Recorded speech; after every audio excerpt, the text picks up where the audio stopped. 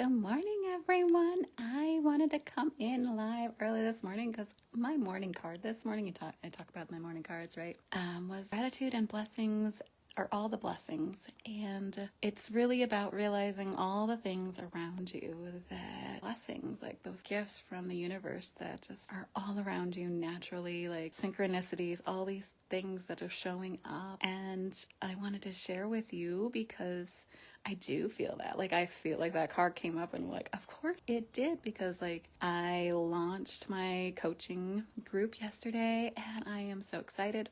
FYI, windows closed, but I will have new openings in a month or two to start coming in because it's going to be a great group. I love it. I'm so excited. My heart is just brimming full with joy as I do this group and am able to share more of what I've been working on and what I have found and learned on my journey more recently.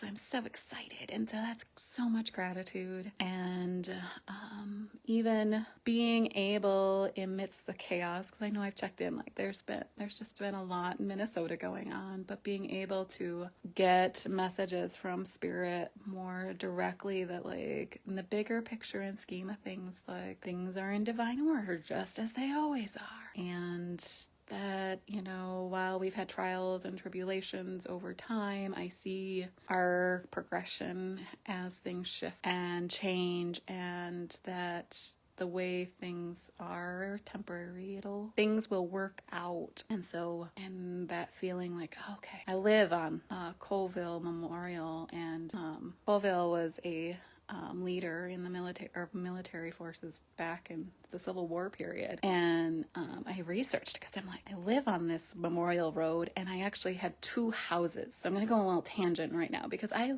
had two houses on this same road that like I had acceptance office for. Well, obviously the one I live in, but then one right before this that wasn't the right one for me because it had bad foundation and all that. It was on this same road. Like, what are the odds of having two accepted offers on the same exact road?